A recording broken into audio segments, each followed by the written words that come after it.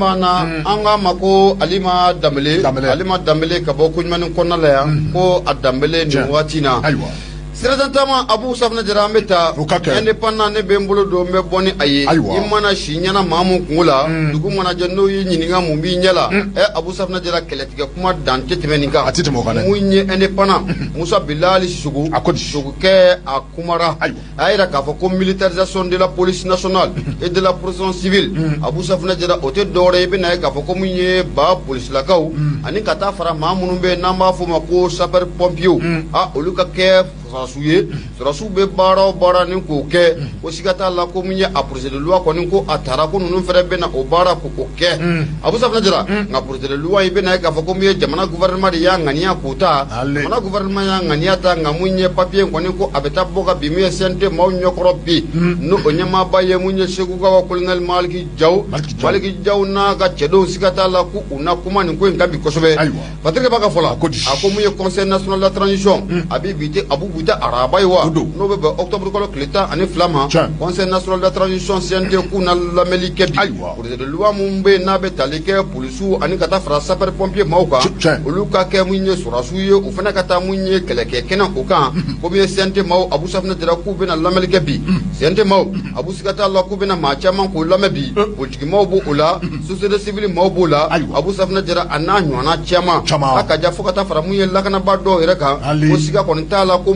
sente maw kuna ni bela dile na mebi gela jumani be ala ane no ya jumani ba ala Abu Safna Jara ko onanye fo nyoanye Musa Bilali Sugu ayira ka fo ko munye anga ministru be la jere munge araba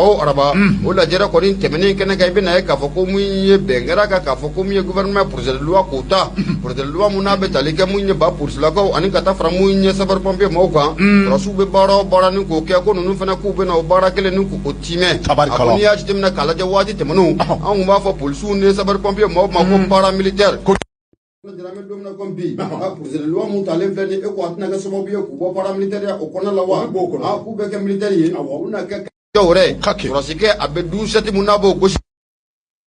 Abu Safna Jara ani kata fra munye sapeur pompier manu nga ufuna be no kelen ko koshide Abu Safna Jara Musa Bilali Sugu ayira ka foko munye conseil national de transition Abu Safna Jara ube la jere munke octobre kalola ko sigata la kibina ka foko la jere nkone ko ninka bi sigata la ko da bina doni ko ina bide ako sente baw ube na macha man lame mamunun be Abu Safna Jara ku wakli juru charle no kosobe mamunun be ka foko ye finintigila ko era police la ka ani kata bla anyona chamana Abu Safna Jara ku ye famille ko la ani ngata fara munye politique ma ko anyina maka so civil ma ko sente mawla nunu bela jelen ku la mebi ko na ira ka fo ko bara ku tala ko abe so ga je doni Abu Safna Jara ni ya temna kala je ni dejo muna taramu yango jamana marabo ko fe ka ira ka fo ko munye police nationale ani sapeur pompier ko kana militaire Abu Safna Jara anga jamana marabo ko ya ira ka fo ko munye anga jamana ase mo ko tinunu ndo o munye la kana balia ko nyonyo ndo ko so anga jamana kono o bi na ka fo ko anga armée no be le fama okofo abu olube wuli ka joke ka dugu chamani ko ofura be terroriste chamani ko bunte ka bo dugula nga munye no lu ko ni ko do nga ba dugula do ni era ko ofara la olo ko mun ko na la kibe na ka fo ko munye mali do nyo siga fo mun nanga mako assise nationale de la refondation o siga fo kana ka ko bengara ka fo ko munye ba pour cela ka ani nga ta fara munye sabar pompier mawka Abu Safna Jara ku ka militarisé bayira ka fo ko munye mali do nyo la ini munke siga ta la ko jamana maraboko bolen flaka na teme o la ini ne kele flala ta o be fe ko o la ini ne ko otime gaira ka fo ne police le soro su yele ram ko frango je Abu Safna Jara ko minye ba police la ka aka ja o na tu sigie Abu Safna Jara mo sabar pompier o lu fana na ba police la ka o lu se be ko koloshi ko so be Abu Safna Jara mo nye fatrika ba no de be Musa Bilali Sidibe ko fo ka bo mi independent o konala akoni ya jitemna ka laje nimbara munam na keta ku ba police la ka ani kata framuye sapeur pompier mauka Abu Safna Jara ku militariser ka be ka sababu ye ko ale Musa ka ko Abu Safna Jara ko chaman ko obela noya Musa ka munne soro sike ko o ba soro na tara munye kele kero no ma fa ko primu sigata la police ke ani kata framuye sapeur pompier mauka Abu Safna Jara o fene bo o Musa ka kele bo shele Abu Safna Jara munye fasirike bay ayira ka fo ko me ko ni bara munabna sigi senga ni bara munabna sigi senga ni nga ba police la ka ku militariser sapeur pompier mauka militariser abi ke sababu ye kɔni sɛni ka ko n'a kuma mɛn ni Mama da kɔnɔ Abu da bɛ fara Abu Safinɛ Jara hali bi an bɛ taa ɲɛ mun ye Musa Bilali Sisoko a y'a yira k'a fɔ ko min ye CNT siga kɔni t'a la ko min ye u bɛna baara caman kɔni k'o kɛ bi wa min ye u ka bi journée Abu Safinɛ Jara ko a sɛbɛkɔrɔ cayalen don koyi o sabu kɛ mun ye militarisation n'a bɛ polisiw ni sapeurs pompiers maaw ka militarisation kofɔ Abu a kuma ka ca k'a fɔ ko a kuma ka ca nka fɛn mun don k'a ka faamu kosɛbɛ o sabu kɛ mun ye malidenw de ye nin laɲini k'o kɛ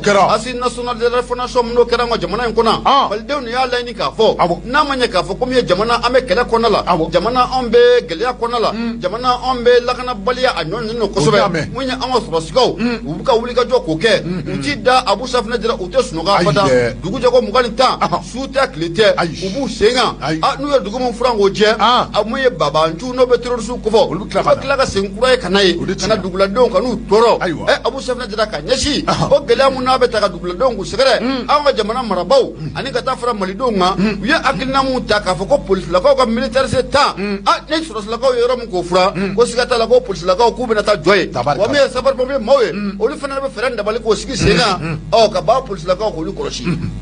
baara ma ban ni ma fisa don o don grève ye grève ko kɔni a bannen de don grève o kuma kɔni ne y'a mɛn grève syndicat de bɛ yen a banna mais a bɛ n ko 91 démocratie ni nali kɛra sababu ye an b'a mɛn cogo min na démocratie ni nali kɛra sababu ye ka polisi k'a démilitariser kojugu n'o tɛ waati tɛmɛn'o na polisiw militariselen don mais 91 malidenw yɛrɛ fana sigikafɔ mun kɛ yan o de kɛra sababu ye ka polisiw k'u démilitariser waati dɔ nana ni hakilina ye k'u bɛ polisiw bila mairie ka bolo kan o tɛ fiɲɛya ye ka ɲɛsin polisi ma ala ka ɲɛ ka d'a ma sɔrɔsiw bila mairie ka bolo kan ko in kɔni a bɛɛ bɛ CNT maaw de bolo sa u n'olu sɔnn'a ma Abu Safinɛ Jara ni min sɛlɛ o kɔ watigɛ bɛ k'a bɛ passé i bɛ to a la ala ka ɲɛ ka d'a ma kunnafoni filɛ nin ye indépendant maaw do Musa Bilali Sisoko sɛbɛnnikɛla y'ale bonya o b'a la n bɛ dugawu de kɛ ala k'a koɲɛ nɔgɔya i ka dɔn k'a fɔ bamananw bɛ a fɔ i ka dɔn k'a fɔ n'i y'a ye k'a fɔ i b'i ka dɛgɛ don kun na n'a sɔrɔ i bɛ dɔ ta kɛnɛ ma n bɛ n bolo don a gosi n bɛ bɔ ni sɛbɛn min ni o cogoya ko l'indépendant k'a fɔ ka kɛ ni u ka bi bɔli ye u ko di de maa min ka sɛbɛnni kɛ dɔ o ye Musa Sayon Kamara Musa i k'a dɔn k'a fɔ min bɛ tali kɛ i k'a dɔn k'a fɔ projet de loi projet i k'a dɔn k'a fɔ projet de loi min n'i k'a dɔn k'a fɔ o baaraw tun bɛ sen nɔ min bɛ tali kɛ i k'a dɔn k'a fɔ avant projet i k'a dɔn k'a fɔ baaraw ɲɛbila baaraw a document ba i k'a dɔn k'a fɔ ko a taara ka taa di jamanakuntigi ma o ye Asimi Goyita ye i k'a dɔn k'a fɔ nin baara in bɛɛ lajɛlen ko a kɛra i k'a dɔn k'a fɔ Kuluba min bɛ tali kɛ i k'a dɔn k'a fɔ nouvelle institution na n'o ye i k'a dɔn k'a fɔ forobaca a kɛyɔrɔ damadɔw ye min bɛ tali kɛ i k'a dɔn k'a fɔ kɛyɔrɔ dɔw bɛ yen olu bɔra la min bɛ tali kɛ i k'a dɔn k'a fɔ kura dɔw fana bɛ yen bɛ fara kan olu farala kan tabarikala talikɛ ka dɔn k'a fɔ hakaja don nataw la jamanakuntigi ka dɔn k'a fɔ i bɛ se ka bɔ fanga na lafiya kɔnɔ cogo min na ko ko ka taa se ka dɔn k'a fɔ assemblée yɛrɛ a ɲɛma ma i ka dɔn k'a fɔ ko olu bɛɛ lajɛlen kɛra kɔrɔfɔ ye o donna la wa ni olu don bɛ a ko kɔrɔ parce que ka fɔlɔ i ka dɔn k'a fɔ ni o ye Musa Sayon Kamara ye kosɛbɛ a ko i ka dɔn k'a fɔ baara min ni a talen filɛ nin ye ka di i ka dɔn k'a fɔ don tɛmɛnenw na min bɛ tali kɛ i ka dɔn k'a fɔ nouvelle constitution o baaraw kɔnɔna na min bɛ tali kɛ i ka dɔn k'a fɔ kalo 3 bayango la ko baara i ka dɔn k'a fɔ ko u ye a baara kɛ commission sigilen kɔrɔ kɔfɛ commission min bɛ i ka dɔn k'a fɔ ni olu taara i ka dɔn k'a fɔ jamana kɔnɔdenw fɛ a ka ja i ka dɔn k'a fɔ constitution kura ni o ye jamana a cɛrakisɛba ye a baaraw bɛ se ka kɛ cogo min na a ka ja i ka dɔn k'a fɔ ka kɛ ni i ka dɔn k'a fɔ an bɛ waati min na komi sisan ka kɛ ni anw ka réalité ma i ka dɔn k'a fɔ kununko tarata don ni o bɛnna octobre kalo tile 11 ma k'a fɔ colonel Asimi Goyita anw ka jamana a masakɛ tɛ o don ma i k'a dɔn k'a fɔ min bɛ tali kɛ i k'a dɔn k'a fɔ constitution kura min ni a baaraw kan ka kɛ a ɲɛma i k'a dɔn k'a fɔ ni o ye Fuseni Samake ani k'a dɔn k'a fɔ a jɛɲaw ni kɔni ye fɛɛrɛ ni dabali bɛɛ lajɛlen tigɛ a ka ja baara kunfɔlɔ min ni a kɛra a ka ja i k'a dɔn k'a fɔ ka taa o da jamanakuntigi ka taa bila a ɲɛkɔrɔ o ka ɲi baara ɲɛna baara ɲɛna dɛ kosɛbɛ a ɲɛna baara ɲɛna awɔ u ka taa ayiwa min bɛ tali kɛ i ka dɔn k'a fɔ Musa Sayon Kamara a ko i ka dɔn k'a fɔ baara min ni a kɛlen filɛ nin ye a ka ja i ka dɔn k'a fɔ baara in retard dɔɔni donna a kɔnɔ a tɛ taa o kɔ i ka dɔn k'a fɔ baara in kun kan ka kuncɛ ka bɛn ni septembre kalo o kɔnɔna ye i ka dɔn k'a fɔ ka kɛ ni kow ni a nacogo ye a ka ja i ka dɔn k'a fɔ waati dɔ la jamanakuntigi ni o ye Asimi Goyita ye a ye kalo 1 fara a kan kuma baara in kɔni ko a bɛɛ lajɛlen a kuncɛra nin waati in na maa minnu bɛ yen k'a dɔn k'a fɔ ni olu taara n'olu sugandira k'a dɔn k'a fɔ ka constitution kura k'a baaraw kɛ n'o ye jamana yɛrɛ a gafeba k'a dɔn k'a fɔ baara k'a dɔn k'a fɔ ko a baara daminɛna k'a dɔn k'a fɔ kabini juillet kalo ale tile 12 waati la min bɛ tali kɛ k'a dɔn k'a fɔ baara a daminɛna o ye k'a dɔn k'a fɔ baara min ɲini ka kunjɛ ko ɲuman na sabula k'a dɔn k'a fɔ n'i ye a ta k'a lajɛ min bɛ tali kɛ k'a dɔn k'a fɔ jamanakuntigi la a ye maa ninnu a y'u bisimila ka ja u n'u ka document a kɛnɛ kan min bɛ tali kɛ k'a dɔn k'a fɔ premier ministre par intérim n'o ye Abdoulaye Mayiga ye a fana a tun bɛ a kɛnɛ kan ka taa se k'a dɔn k'a fɔ gouvernement a cɛbaw caman ma olu bɛɛ lajɛlen tun bɛ a kɛnɛ kan min bɛ tali kɛ Fuseni Samake ani a jɛw la a ka ja k'a dɔn k'a fɔ maa minnu ni bolokɔni sinna u la a ka ja jamana yɛrɛ k'a dɔn k'a fɔ a mago bɛ constitution kura la min bɛ tali kɛ k'a dɔn k'a fɔ constitution min ni ani anw ka tabiyaw bɛ taa ni ɲɔgɔn ye min bɛ tali kɛ an ka danbew la walima n'an b'a fɔ tubabukan la ko dignité n'o ye an ka tabiyaw ye a n'an bɔkolo min ni o bɛ taa ni ɲɔgɔn ye k'a dɔn k'a fɔ muso kundabali den o ka constitution ye k'a dɔn k'a fɔ ko o paraphrasé n'o ye k'o fa dɔw ta k'olu gulo ɲɔgɔn na a ka ja k'a fɔ ko anw ka jamana ka taa ni o taa sira ye k'a dɔn k'a fɔ sigikafɔba min ni a kɛra a ka ja min ni an b'a wele ko assise nationale pour la refondation ni hakilina in bɔra o de sɛbɛn sabula k'a dɔn k'a fɔ maa damadɔ de taara ka nin baara in kɛ maa minnu bɛ yen n'i y'a lajɛ ni olu y'u bolo don baara in nɔ n'o ye Fuseni Samake ani a jɛw ye n'i y'a ta k'a lajɛ i b'a sɔrɔ k'a fɔ ko jamana in a maaba caman tun bɛ a kɔnɔ a ka ja dinɛmaw olu tun bɛ a kɔnɔ ka taa se k'a dɔn k'a fɔ danbetigiw ani laadalatigiw ma olu bɛɛ lajɛlen tun bɛ a kɔnɔ a ka ja maa o maa bɛ yen a ka ja ka se fɔ politikimɔgɔw ma k'a dɔn k'a fɔ baara in kɔnɔna na sigiw daminɛna fɔlɔ sigiw kun fɔlɔ la min bɛ tali kɛ k'a dɔn k'a fɔ jamana politikimɔgɔw la olu lamɛnna o tɛmɛnen kɔfɛ ka bɔ yen min bɛ tali kɛ société civile la olu bɛɛ lajɛlen nana lamɛn maa bɛɛ lajɛlen y'i ta fɔ ko in kɔnɔ k'a dɔn k'a fɔ a kɔni lajɛra tɔgɔ bɛɛ lajɛlen na ni minɛn bɛ se ka bila filen bɛ se ka biri filen kɔnɔ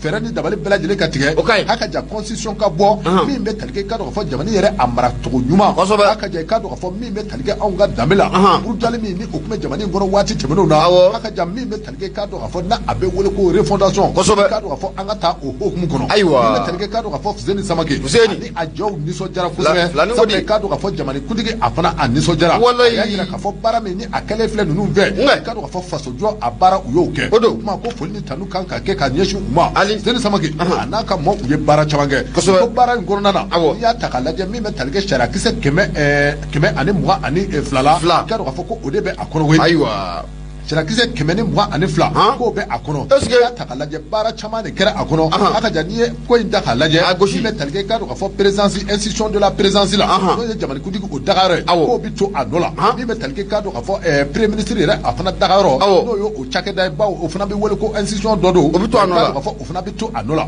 min bɛ tali kɛ k'a dɔn k'a fɔ min ni o bɛ wele ko assemblée nationale a ka ja waati dɔ la wulikajɔ kunsɛbɛ sabatira ka cakɛda sigi institution sigi min ni o bɛ wele ko sénat o min ni o filɛ o ye k'a dɔn k'a fɔ ko o tina kɛ bilen o ye k'a dɔn k'a fɔ o yɛlɛmana ka kɛ dɔ wɛrɛ min ni a bɛ wele ko haut conseil de la nation o bɛ yɛlɛma ka kɛ haut conseil de la nation ye k'a dɔn k'a fɔ ko o bila mɛ o sénat nɔ la koyi min bɛ tali kɛ k'a dɔn k'a fɔ cakɛda dɔw fana bɛ yen k'a dɔn k'a fɔ min ni o ye cour suprême ye k'a dɔn k'a fɔ cour suprême a bɛ to a nɔ la k'a dɔn k'a fɔ yɛlɛma dɔw bɛ don a ka baaraw tacogo la don nataw la n'o bɔra min bɛ tali kɛ k'a dɔn k'a fɔ cakɛda min bɛ yen n'o bɛ wele k'a dɔn k'a fɔ ko cour constitutionnelle k'a dɔn k'a fɔ an da sera o ma k'a dɔn k'a fɔ dɔ wɛrɛ bɛ fara u ka baara kan ni o ye environnemental ye a tɛ b'a ka fɔla n'o ye Musa Saɲɔ a ko i k'a dɔn k'a fɔ gɛlɛya bɛ yɔrɔ min na a ka ja i k'a dɔn k'a fɔ cakɛda dɔw bɛ yen kɛrɛnkɛrɛnnen i k'a dɔn k'a fɔ haut conseil de la justice cour constitutionnelle de la justice a ko o fa ka bɔ haute cour de la justice haute cour de la justice o ka fa f'u y'o fa o ka faga yɛrɛ nafa jumɛn b'a la san o san mun ye ni budget a bɛ bɔ ne ye nafa jumɛn y'a la nafa tɛ la haute cour de la justice a sigili bi ka kana bila bi la e ye nafa jumɛn jɔn de welela a la foyi tɛ la a sigi kun ye jumɛn de ye nafa jumɛn b'a la f'u y'o fa a budget dun bɛ voté a budget bɛ voté a tɛ taa a bɛ taa min a budget bɛ voté u ka ci ka bɔ yen nafa t'a la min bɛ tali kɛ k'a dɔn k'a fɔ haut conseil des collectivités haut conseil des collectivités i k'a dɔn k'a fɔ ko nin fana kun ye institution ye min ni u y'o fana fa ka bɔ a la olu fila de bɔra la a banna a banna ko ninnu bɛɛ ye cakɛda ye minnu ni nafa ba kun bɔ a la parce que b'a ka fɔla ni o ye Musa ye a ko i k'a dɔn k'a fɔ baara min ni a kɛlen filɛ nin ye Fuseni Samake ani a jɛw fɛ a ka ja don nataw la ko u na yaala jamana kɔnɔ kɛrɛnkɛrɛnnenya mois de mars o waatiw la a ka ja i k'a dɔn k'a fɔ kosɛbɛ constitution kura min ni a baara kɛlen filɛ a ka ja ka yaala kɛ jamana kɔnɔ ka ɲɛfɔliw kɛ i ka dɔn ka fɔ jamana kɔnɔdenw ɲɛ kɛ ni ka dɔn ka fɔ chronogramme min ni o labɛnnen bɛ walasa i ka dɔn ka fɔ élection olu kan ka labɛn ka bɛn ni ka dɔn ka fɔ mars kalo ale tile 26 ye san 2024 kɔnɔna na Basiri filɛ an ye min bɔ indépendant kɔnɔ i ka dɔn ka fɔ Musa Sayo Kamara ale ka sɛbɛn mun ye badama MTM ye Abu Safinɛ Jara an bɛ foli ta ni k'a sɛgɛrɛ mun ye a ye Ala kilen yɔrɔ dɔ la o sabu kɛ mun ye article ninnu a b'a daminɛ mun ye article 122 ka n'a bila mun ye 195 de la 195 awɔ 122 ka n'a bila 195 jamana constitution kura min don bɛna sigi sen kan a b'a daminɛ o la kosɛbɛ babu a ɲɛna kosɛbɛ mun ye Lasana Fofana faransikan filani nin waati na Lasana an b'a fɔ k'a Fofana Abu Sirajɛ Tama hali bi an bɛ taa n bɛ bolo don n bɛ bɔ ni fasiri ye o ko mun ma ko soir de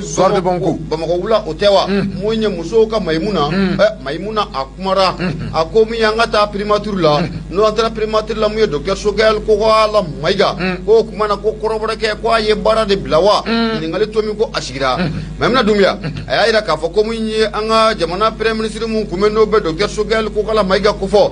ko kuma na ko a ye baara bila wa Abu Safinɛ Jara nin ye ɲininkali ye ɲininkali mun n'a jaabi kɔni ko a bɛ gɛlɛya kosɛbɛ nka mun ye ŋunuŋunu kuma kɔni ko o cayalen don nin waati laban in kɔnɔ k'a jira k'a fɔ ko mun ye an ka jamana premier ministre mun kun bɛ n'o bɛ docteur Sogɛl Kokala Mayiga ko fɔ siga kɔni t'a la ko mun ye a taara report forcé la o sabu kɛ mun ye a ka médecins ye olu y'a jira k'a fɔ ko mun ye cɛkɔrɔba ko a sɛgɛnna kosɛbɛ a ma ɲɛ mun kɔ ko mun ye cɛkɔrɔba n'o bɛ docteur Sogɛl Kokala Mayiga ko fɔ Abu a taara da clinique la nka a bɛ ni ka tile damadɔ kɔni bɔ mun ye Sogɛl Kokala Mayiga Abu Safinɛ Jara ko a seginna ka bɔ clinique la nin waati in na ko a bɛ a yɛrɛ ka so fɛɛrɛ dabali bɛ ka sigi sen kan bana yɛrɛ ko a bɛ se ka ban cogo min na Abu Safinɛ Jara ka ɲɛsin ma ko kibaruyaw kɔni ko a sɔrɔla ŋunuŋunu kumaw kɔni ko a cayalen don nin waati in na k'a jira k'a fɔ ko min ye a bɛ i n'a fɔ docteur Sogɛl Kokala Mayiga yɛrɛ ko a ma bataki siɲɛ wa a ma bataki kosɛbɛ bataki mun n'o o taara di mun ye secrétariat général de la présidence n'o bɛ Asimi yɛrɛ ka secrétariat ko fɔ bataki mun kɔnɔna la n'a y'a yira Abu Safinɛ Jara ko démission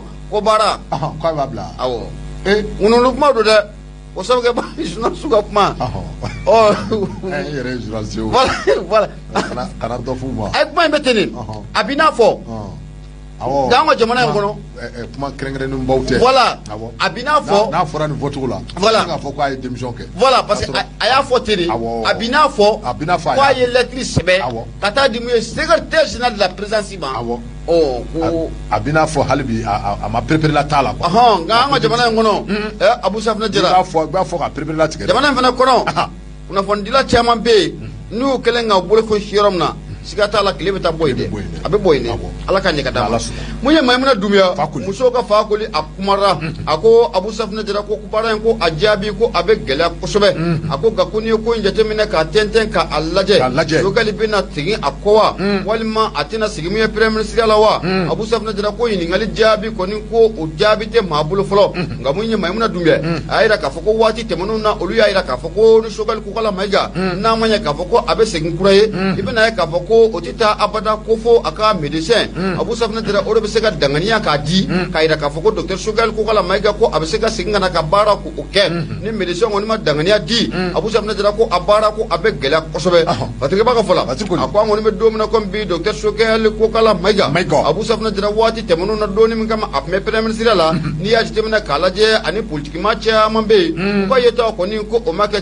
kelen ye ni Sogɛl ko k'a finnen don Abu Safinɛ Jara olu b'a fɔ ko a jɛlen don kabi i bɛ na ye k'a fɔ ko docteur Sogɛl Kokala Mayiga a taara ka kɛ jamana in premier ministre ye Abu Safinɛ Jara a kɛrɛfɛ maa minnu bɛ ani maa minnu yɛrɛ jɛra ka kɛlɛ k'o kɛ kabi i bɛ ka tile waati fo ka n'a bila mun ye Bamugu tile waati Abu Safinɛ Jara n'o bɛ M5RP maaw ko fɔ o dakolon cila ni k'o filakolon ci o M5RP maa dɔw y'a jira k'a fɔ kabi donni min kama docteur Sogɛl Kokala Mayiga ko a kɛra premier ministre ye Abu Safinɛ Jara ko ka n'a bila kalo 14 na k'a ma se ka baara foyi de kɛ baara mun dɔw bɛ na ni yɛlɛma yɛrɛ jamana o kɔnɔna la i bɛ na ye k'a fɔ ko a jɛɲɔgɔnkɔrɔ dɔw yɛrɛ n'o bɛ M5RP maaw ko fɔ Abu Safinɛ Jara o y'olu ka kɔrɔfɔ ye Abu Safinɛ Jara mun y'an ka jamana faama ye n'a bɛ Asimi Goyita ko fɔ i bɛ na ye k'a fɔ pression bɛɛ lajɛlen taara ka da Asimi kan pression tɛ yen Abu Safinɛ Jara mun ma ta ka da Asimi kan walasa mun ye docteur Sogɛl Kokala Mayiga a k'a bila cogo min na nka n'a ta bɛɛ mun ye jamana faama a ma sɔn k'i bolo bɔ abada docteur Sogɛl Kokala Mayiga ale kana Abu Safinɛ Jara jugu tɛ maa la bana de ye maa jugu ye mun ye Fatigɛba no be Maimuna Doumbia ko fo ako siga ko ntala ne bana ko kuma ko ni Abu Safna Jara no o fora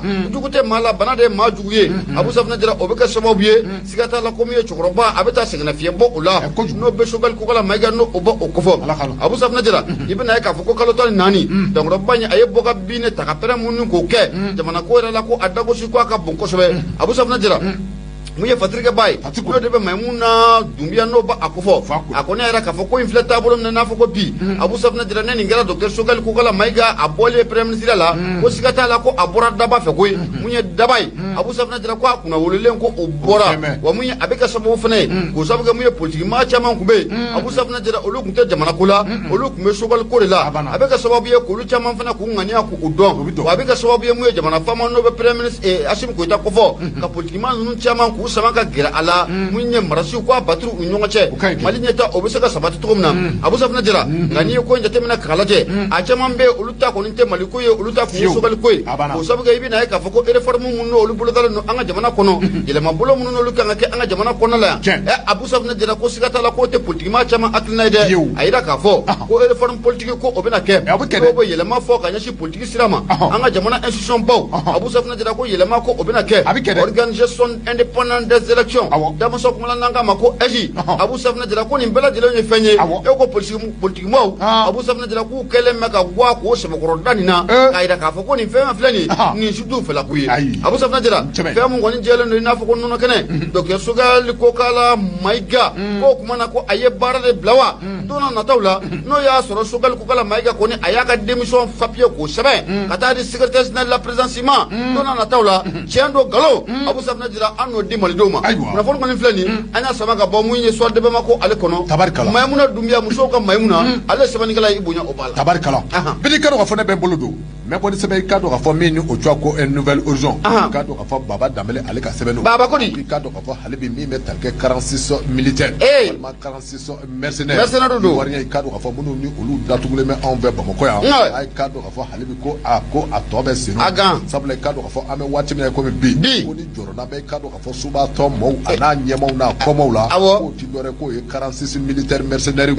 do patri ba ka fo la kado ka fo ko ni mamunu vlenye ni o ye kado ka fo suba to nyemo suba do ka fo ko ame wati me ko bi dabu yesu na tu ye sabule kado ka fo ni ngeme fenye femi ni akeme ka ubela jere dabali ka bangu kado ka fo ko akumunya na ka fo ko mi no ni akunga no ko ka fo akeme fenye femi ni asebe balala ula kado ka fo do mun ngama ubi adam le ni che aka boy akaje kado ka fo ame wati me ko bi ako jijigime ukatoro kana kenge sans délai sans condition on m'a ban sawa sans délai sans condition on m'a ban ubi o mama o bana peu alors parce que baka folani o demba Baba Dambélé baba ko di akui kado ka fo sommet mi ni o kan ka ke kado ka fo suba to mo fe kere ni o ye communauté économique des états de l'Afrique de l'Ouest so kumala nango CEDEAO kado ka fo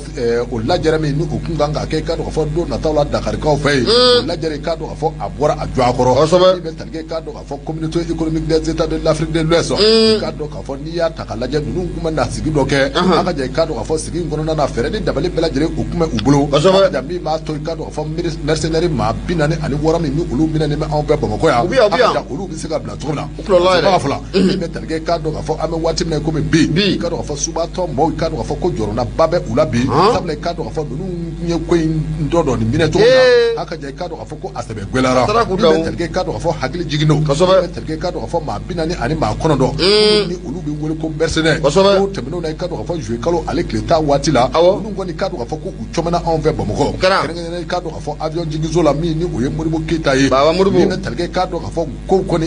kado ka fo la nyinu sebe kira kado ka fo kabini kuma mi tani che aka voy aka jay kado ka fo kana ken bibina kado ka fo deli ko olu be sino ni me talge kado ka fo anga jamani amara bawla nunu ngoni kado ka fo anga jamani marabaw hakli ajuru sebe chana sabule kado ka fo wati dola uye fere ni dabali bela jere tige aka jam muso sababe ko lu kanabla muso saba olu kanabla le ngoro kofe ni me talge kado ka fo ma binani ani ma woro udone era gashilo woro law togodi kuntuna kelen da ya sabana ko juguke uye ni gela de jamnya nge kunota ka ya sabana abara ina lati sawaliza rubla nyana mo ina lati abu beti bula sabana da mama kana ko abuna bianga ya yanu ka taa ne me promotion ga abana ne ko me kelen da ka kelen ni Burama fɛn dɔ bolo awɔ a kila ɲɔgɔn cɛ on tala o kuma min bɛ tali ka dɔ fɔ ayo mun akani jigala Baba Damele awɔ bete Baba Damele ko baba ko di i ka dɔn ka fɔ muso saba o bilalen kɔrɔ kɔfɛ i ka dɔn ka fɔ wulikajɔ u y'o sɛbɛn boloda wa i ka dɔn ka fɔ maa min bɛ yen ni o bɛ CEDEAO a ɲɛmaaya ba la bi i ka dɔn ka fɔ Umaru i ka dɔn ka fɔ Sisoko Ami Balo i ka dɔn ka fɔ Ami Balo denkɛ i ka dɔn ka fɔ ale kɔni CEDEAO ɲɛmaaya a bɛ a bolo bi i ka dɔn ka fɔ Joakun tɛmɛnen in na i ka dɔn ka fɔ ko a taara Abidjan waati min na i ka dɔn ka fɔ a sera Abidjankaw fɛ yen ani i ka dɔn ka fɔ Abidjan masakɛ ni o ye Alassane Dramane Ouattara walima ni dɔw ko Ado wa i ka dɔn ka fɔ ani o ye ɲɔgɔn ye ɲɔgɔn ye kɔnɔna na i ka dɔn ka fɔ u ka kumaw bolila fɛn min kan o dɔ bɛ tali kɛ i ka dɔn ka fɔ bɛɛ lajɛlen bɛ a kalama k'a fɔ waati tɛmɛnen na a ka jan waati jan dɛ burkinabekaw fɛ yen nɔ i ka dɔn ka fɔ coup d'état dɔ kɛra yen min bɛ tali kɛ i ka dɔn ka fɔ lieutenant colonel Paul Henri Sandago i ka dɔn ka fɔ Damiba ale kɔni ale renversera ni a kɛra i ka dɔn ka fɔ octobre kalo tile 3 tɛmɛnen na i b'a ka fɔ la i ka dɔn ka fɔ u ka kumaw bolila u kan a ka jan o tɛmɛnen kɔrɔ kɔfɛ min bɛ tali kɛ i ka dɔn ka fɔ transition militaire la a ka dɔn ka fɔ ko kumaw nana sinsin u ka we an balo ko i ka dɔn ka fɔ ko yali ko bɛ cogo di min bɛ tali kɛ i ka dɔn ka fɔ Alassane Dramane Ouattara a ko i ka dɔn ka fɔ cɛ yɛrɛ la an bɛ waati min na komi bi a ka dɔn ka fɔ ko nɔgɔya a bɛ ka don kow la dɔɔni dɔɔni sabula i ka dɔn k'a fɔ a ko min bɛ tali kɛ i ka dɔn ka fɔ Alassane Dramane Ouattara a ko les choses évoluent bien nous passons que très rapidement nous aurons une doute nous aurons sans doute un dénouement heureux sans condition ti yan sans délai o ma fɔ yan dɛ a ko ni Ala sɔnna ma tiɲɛ yɛrɛ la i k'a dɔn k'a fɔ ko kow bɛ ka sabati dɔɔni dɔɔni sabula i k'a dɔn k'a fɔ ko ni Ala sɔnna ma i k'a dɔn k'a fɔ ko nɔgɔya bɛna don kow la dɔɔni dɔɔni a da mɛn a la k'a fɔ nɔgɔya bɛna don a la a bɛ k'o fɔ cɛ dɔ in de ye nɔgɔya bɛna don a la o nɔgɔya bɛna don a la ani libéré sans condition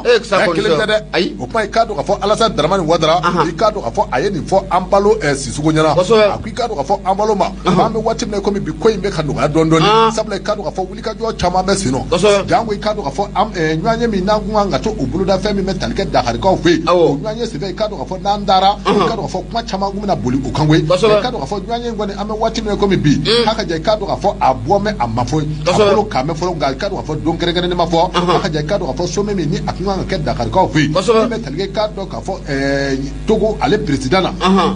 n'o ye Faure Gnassingbé ne y'a dɔn k'a fɔ kabini karansi militaire ninnu ni olu minɛna i ka dɔn k'a fɔ mercenaires ninnu kabini u minɛna min bɛ tali kɛ i ka dɔn k'a fɔ Faure Gnassingbé la ale fana bɛ ka wulikajɔ k'a sɛbɛ boloda a ka jan i ka dɔn k'a fɔ maa ninnu u bɛ se ka bila cogo min na i ka dɔn k'a fɔ ɲɔgɔnye min ni a bɛna kɛ Wagadugukaw fɛ yen don nataw la i ka dɔn k'a fɔ ne an caman ye ɲɔgɔn sɔrɔ yen a ka jan an n'a fɛɛrɛ ni dabali bɛɛ lajɛlen tigɛ a lajɛ i ka dɔn k'a fɔ filen bɛ se ka biri filen kɔnɔ cogo min na a ka jan i ka dɔn k'a fɔ an na jisuma caman kɛ an koli juro sa o kuma ka malidenw k'u sɛgɛrɛ a ka jan fɛɛrɛ ni dabali bɛɛ lajɛlen ka se ka tigɛ a ka sɔn malidenw ka se ka sɔn cogo min na i ka dɔn k'a fɔ an ka maa minnu bɛ u bolo kɛrɛnkɛrɛnnenya mercenaires a bɛ se ka bila u bɛ se ka kana bila cogo min na min bɛ tali kɛ i ka dɔn k'a fɔ nin lajɛrɛ n'a kun kan ka kɛ i ka dɔn k'a fɔ a bolo dara a bolo bɔra a ma fɔlɔ a ka jan yanni o cɛ min bɛ tali kɛ i ka dɔn k'a fɔ kabini 30 octobre 30 septembre n'o ye septembre le 30 san 2022 i ka dɔn k'a fɔ jamanakuntigi damadɔ tun bɛ yen kɛrɛnkɛrɛnnenya i ka dɔn k'a fɔ Nana Akufo Addo n'o ye Niger jamanakuntigi i ka dɔn k'a fɔ ka taa se Gana Sake ka taa se i ka dɔn k'a fɔ Gambie président ma n'o ye Adama Barrow ye i ka dɔn k'a fɔ ministre togolais affaires étrangères i ka dɔn k'a fɔ o ye Robert Diosi ye i ka dɔn k'a fɔ ninnu bɛɛ lajɛlen kɔni i ka dɔn k'a fɔ waati tɛmɛnenw na olu cunna anw fɛ Bamakɔ waati min na i ka dɔn k'a fɔ u cunna min bɛ tali kɛ i ka dɔn k'a fɔ Assimi Goïta Asso a ko i ka dɔn k'a fɔ baasi tɛ koyi i ka dɔn k'a fɔ a ye u bisimila sulaliw tɛmɛnen kɔrɔ kɔfɛ a ka jan kunnafonidilaw ka fɔ la i ka dɔn k'a fɔ min bɛ tali kɛ i ka dɔn k'a fɔ min tɛmɛna ninnu ni ɲɔgɔn cɛ a b'i n'a fɔ kunnafonidila caman de bɛ yen a ka jan i ka dɔn k'a fɔ tɛgɛma da i ka dɔn k'a fɔ kɔrɔfɔ minnu tɛmɛna u ni ɲɔgɔn cɛ nka dɔw ka bisigi la k'i ka dɔn k'a fɔ i b'a sɔrɔ ko in bɛ cogo min na i n'a fɔ bɛnkɛ tɛ fɔli la fɔ o kuma i ka dɔn fɔ ni maa ninnu kɔni tɛmɛna ko il est sorti de leur entretien n ko ye kibaruya min yɛrɛ mɛn nka kibaruya jatigi tɔnw don ko ni président na Abu Safinɛ Jara ko caméra cachée yɛrɛ dɔw la ye o bɛna don i sɛbɛ la ni président ninnu n y'a kibaruya kɔni mɛn nka kibaruya jatigi tɔnw don dɛ ko caméra cachée o bɔra dɔw la ye ayiwa Mali caméra cachée président comment côté tabarikala ala ka ɲɛga d'a ma abu an bɛ taa bidi kanu ka fɔ kunnafoni filɛ baba damale ale ka sɛbɛnni nɔ don baba damale an b'a fo soit de Bamako ne bɛ n bolo gosi n bɛ bɔ ni a ye nin bɔra n'a ye mun ye Laya Jara jarakɛ a kumara Abu Safunɛ Jara a kumara babu mun kan hali bi babu in bɛ tali kɛ mun ye Côte d'Ivoire ka mercenaires 46 mun n'o minɛlen don an bolo yan kabi joué kalo tile 10 san 2000 ani san 22 i bɛna ye k'a fɔ ko bɔkabin kɔni cayara diɲɛ bunna a kun yɛrɛ kɛnɛ o kan wa mun ye bɔkadon fɛnɛ ko o cayara o de kuma kɔnɔ la k'i bɛna ye k'a fɔ ko an ka ministre mun bɛ n'o de bɛ colonel Ismaël Wake n'o o ba ale kofɔ ani ka taa fara mun ye directeur de la sécurité d'État n'o kofɔra a tɛ SO kofɔ o ɲɛmaaba tɛ Baba Modibo Keita ye Modibo Konate wa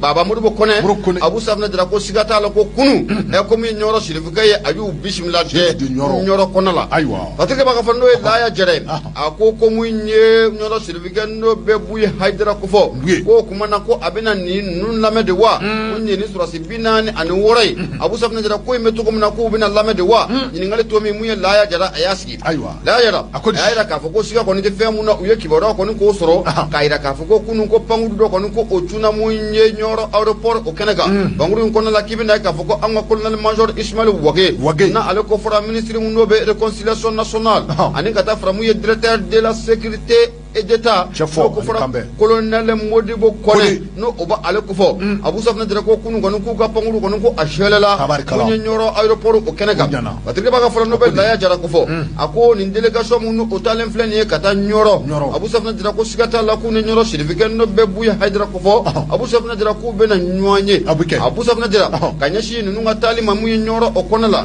a dogolen tɛ maa si la k'a fɔ ko waati tɛmɛnenw kɔnɔ na i bɛna ye k'a fɔ ko mun ye Côte d'Ivoire kaw ye délégation belebele k'o wuli délégation mun ni maa dɔ kuma la n'o bɛ Alassane Dramane Ouattara a yɛrɛ ka conseiller n'o o kun b'a a la ani ka taa fara mun ye an ka jagokɛlaba mun bɛ ni maliden ninnu n'a sigiyɔrɔ bɛnnen bɛ Côte d'Ivoire kɔnɔna ma n'an k'a ma ko Sise Kome Abu Safunɛ Jara ko ale fana kun bɛ taama in na u takun tɛ dɔwɛrɛ mun ye Nioro Sirifukɛ fɛ yen gɛlɛya mun n'o bɛ Côte d'Ivoire ni Mali ni ɲɔgɔn cɛ an bɛ don min na ko bi n'a gɛlɛya bɛ tali kɛ sɔrɔsi 46 in ka lahala la mercenaires 46 in ka lahala la u takun kun ye mun ye Sirifukɛ de fɛ yen n'o bɛ Buyi Haidara ko fɔ a fana bɛ se k'i da ɲuman don ko in na cogo min na anw ni Côte d'Ivoire jamana ni ɲɔgɔn cɛ fo ka bɛn o bɛ se ka na ani ɲɔgɔn cɛ nka mun ye Nioro Sirifukɛ Buyi Haidara Cheikhna Amada Amawula o denkɛ tɛ wa Abu Safunɛ Jara ne Buyi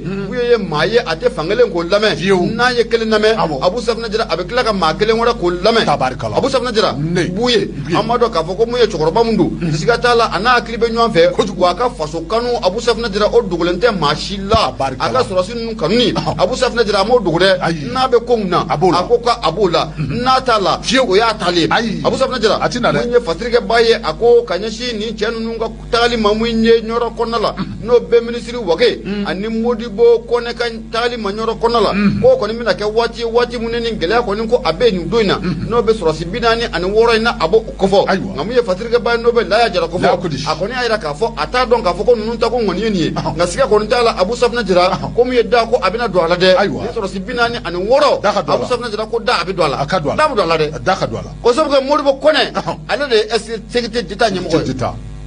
ni sɔrɔsi ninnu mercenaires 46 in ale de ka wuli ka jɔ kɛra sababu ye tɛgɛ ka da o kan wa gindo foyi t'a la a ye baara kɛ dɛ Modibo Konate Modibo ye wuli ka jɔ a b'a bɛɛ dɔn a ye wuli ka jɔ kɛ ko in kɔnɔ gindo foyi t'a la ko a tɛ min kalama Modibo Konate mun don a b'a la a b'a bɛɛ kalama réconciliation ka y'o kɔnɔ ma ko banna sa bara banna a fɔra Alassane ka jɔ ko la dɔrɔn a banna a fana bɛ ɲini ka jɔ ko la fɔ sa Abu Safunɛ Jara i bɛ na ye k'a fɔ ko min ye colonel Ismaël Wake ani mun ye directeur sécurité d'État Modibo Kone ko kɔni u taara Nioro Abu Safunɛ Jara ko takun ko a bɛ sɔn ka k'o ye koyi mun ye Nioro Sirifukɛ ko a nana u fana la k'u lamɛn nin ko in bɛ cogo di sɔrɔsi 46 mercenaires 46 in Abu Safunɛ Jara u ka lahara a bɛ cogo di u donna cogo di jamana in kɔnɔna la a ko yɛrɛ bɛ cogo di Abu Safunɛ Jara ko siga t'a la a b'i n'a fɔ u bɛ sɔn ka ɲɛfɔli kɛ Nioro Sirifukɛ ale kɔni kun ɲɛna Abu Safunɛ Jara mun ye fatirikɛba n'o bɛ Laya Jara ko fɔ a ko hali waati tɛmɛnenw i bɛna ye k'a fɔ ko mun ye Côte d'Ivoire jamana k'u ye wuli ka jɔ caman k'o kɛ an ka Haut Conseil islamique du Mali ɲɛmaaba n'o bɛ Chérif Ousmane Madani Haidara Abu Safunɛ Jara u sera o ma o ka taa fara mun ye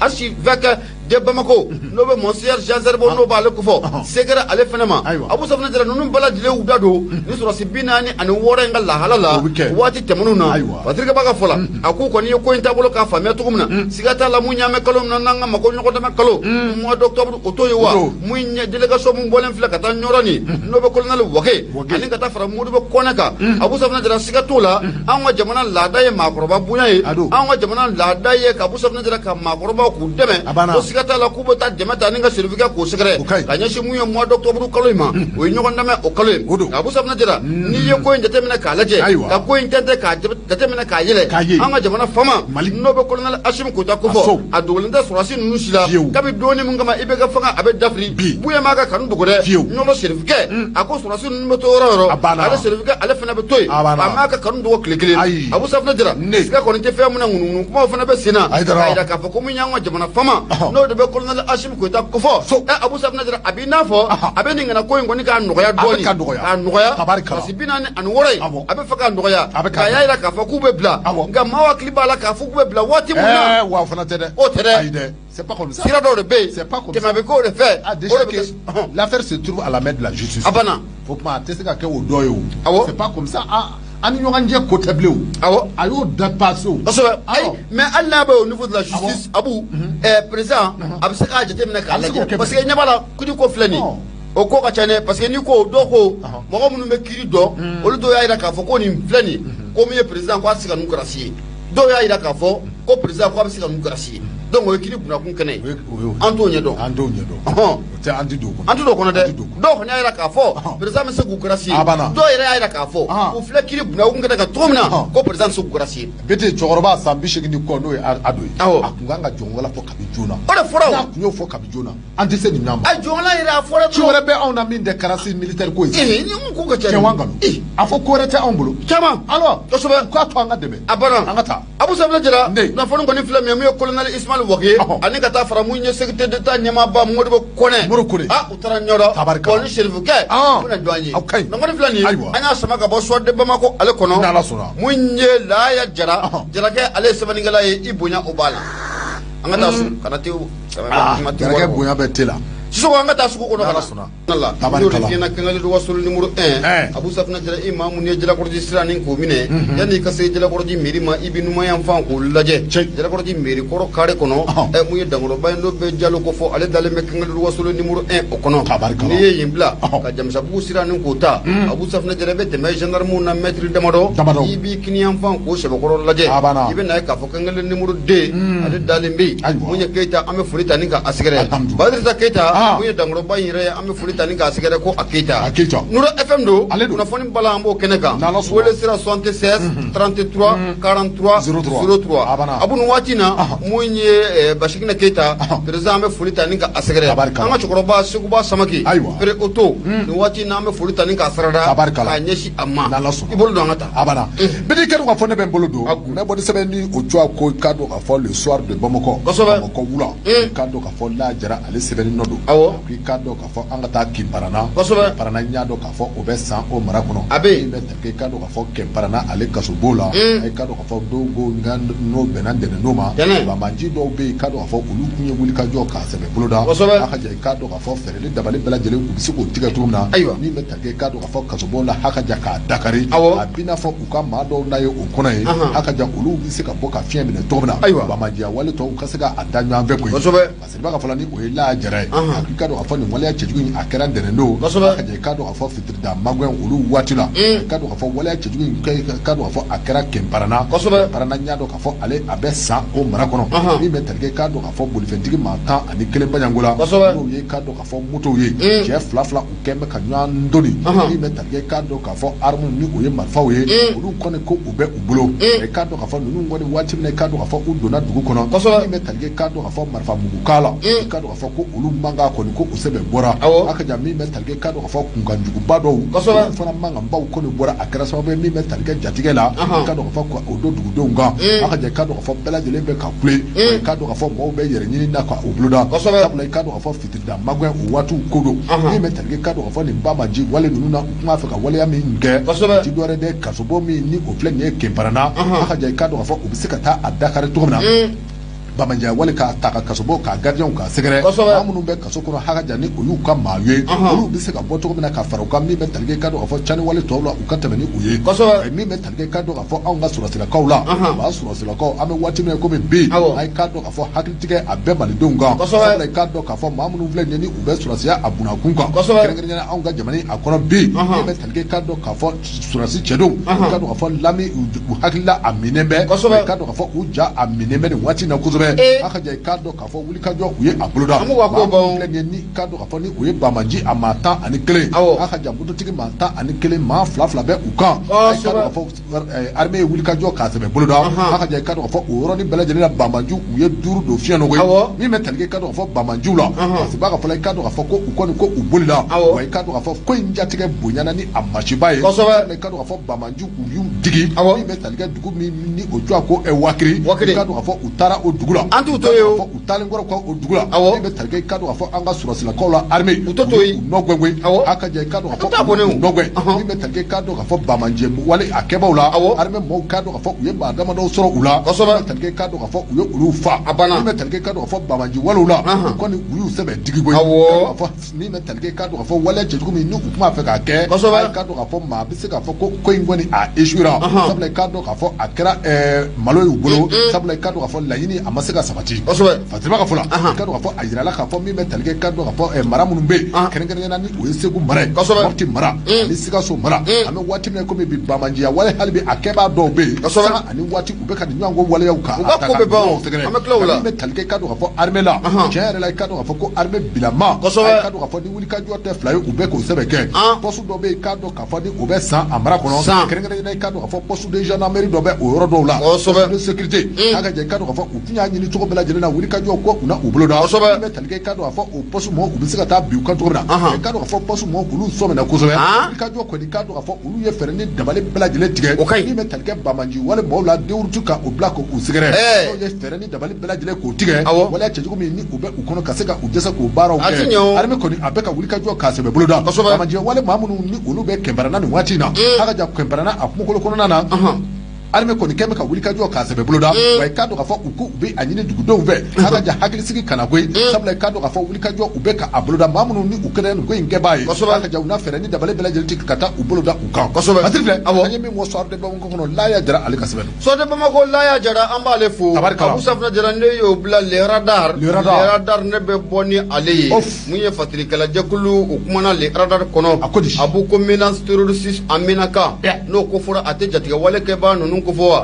abu safna jira ko siranya ko do muye minaka mara ko nala de muye le radari ya ira ka fo ko muye el aji gamu alete ma dugule maliduna ibe na ye ka fo ko ale ko ni la somlike bo muye mohamed bazoum ale o kuma ko sebentia bo muye anwa diripa ko ni o ye ko en ka golontigiya abu safna jira le radari ya ira ka fo ko abeni kana kalo woro nywana bo ibe na ye ka fo ko ngunu kuma ko ni ko a charendo mali ko nala yam ka ira ka fo ko muye jatiga wale ke ba nunu o be fuka feran dabali do de ke ka ataki do ko sigi singa kerenge na yiro mumbe nanga mako imu shagi mau abu safna jara sangan wati bela jelena kube gelata kani moni fun ku segere o kum kono la kibina ka foko mu anga armée abu sigata la ko awula ki jo joro la ko